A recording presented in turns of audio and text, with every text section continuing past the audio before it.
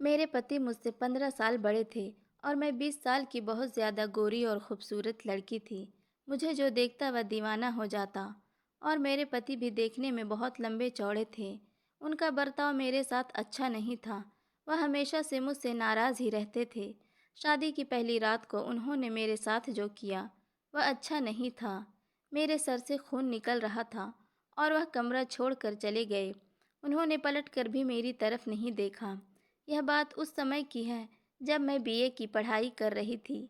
मेरी बड़ी दीदी को लड़के वाले देखने आए थे। उन्होंने मेरी दीदी को पसंद कर लिया और शादी फिक्स कर दी। हम दो बहनें थीं और हम में बहुत प्यार था। मेरे माता पिता और हम लोग भी बहुत खुश थे इस शादी से। यह हमारे घर की पहली शादी थी। हम सब लोग बड़ी धूमधाम से शादी की तैयारियों में लगे हुए थे। आखिरकार शादी वाला दिन आ ही गया। घर पर बारात आ गई।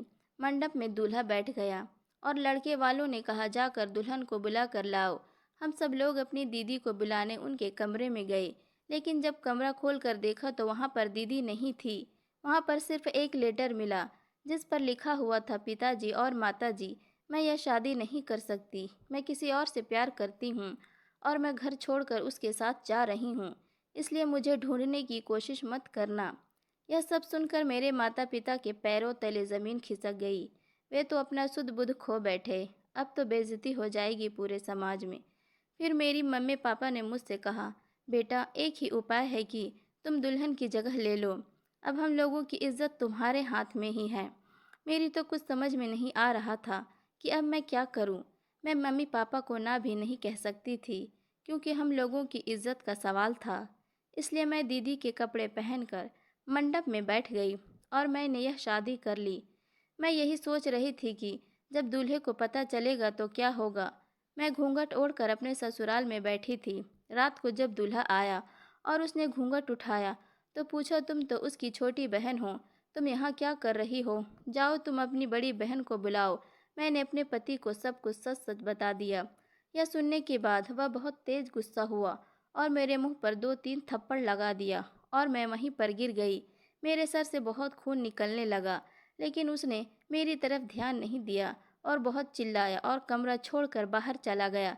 मैं रात भर रोती रही। आखिरकार गलती हम लोगों की ही थी। ऐसा कई महीनों तक चलता रहा। उन्होंने कभी भी मुझे एक्सेप्ट नहीं किया। इसी कारण आज तक हम लोगों का कोई बच्चा भी नहीं है। मेरे पति बहुत अमीर थे। उनके पास पैसा, दौलत, सोना चांदी बहुत है। वो इकलौते थे। लेकिन बस हम लोगों के पास सुकून नहीं था। हम लोग जब भी बाहर जाते थे तो लोग मुझे उनकी बेटी समझ लिया करते। यह देखकर वह मुझसे और भी ज़्यादा चिढ़ते थे, इसलिए वह मुझे कभी भी अपने साथ लेकर नहीं जाते थे। एक दिन पड़ोस में एक लड़के को देखा जो मुझे घूर रहा था। मैंने जब ध्यान से उसको देखा तो यह वही लड़का था जो मेरे साथ मेरे कॉलेज में पढ़ता था। उसका नाम सागर था। कॉलेज के दिनों में सागर मुझे प्यार करता था, पर मुझे पता नहीं था। हम लोग कभी एक साथ बैठकर बात कर लिया करते थे। मेरे पति से तो मेरी हमेशा लड़ाइयाँ ही होती थी। पूरे मोहल्ले को हमारे बारे में पता था और हम लोगों की लड़ाइयों को देखकर सब मज़े लेते थे। केवल सागर ही था जो मेरे दुख दर्द को समझता था। एक दिन सागर घर में मुझे कुछ सामान देने आया।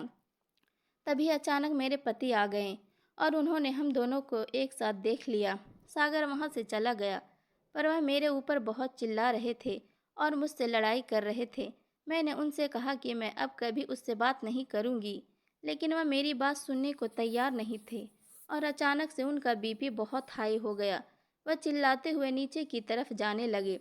तभी उनका पैर फिसल गया। वह सीढ़ी से फिसल कर सीधा नीचे गिर पड़े। मेरी तो समझ में नहीं आ रहा था कि मैं अब क्या करूं। मैंने सोचा क्यों न सागर की मदद ली जाए। क्यों, कोई और मोहल्ले वाले तो मेरी मदद नहीं करेंगे।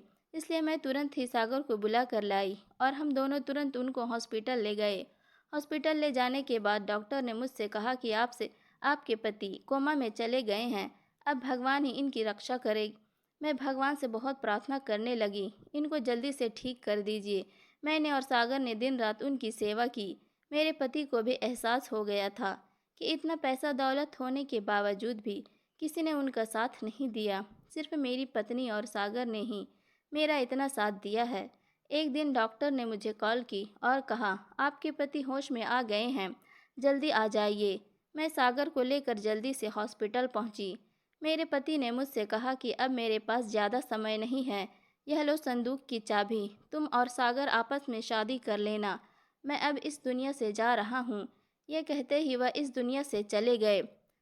हम लोग बहुत रोए और उनको अंतिम विदाई देकर अपने घर लौटे। कुछ दिन बीतने के बाद हम लोगों ने संदूक खोला तो हम लोगों के होश उड़ गए। उस बक्से में इतना पैसा, सोना, चांदी और ज़मीन के कागज़ थे कि हम लोगों की साथ पुश्ते बैठकर खा सकती थी।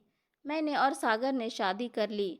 आज हम लोग अपनी ज़िंदगी जी रहे हैं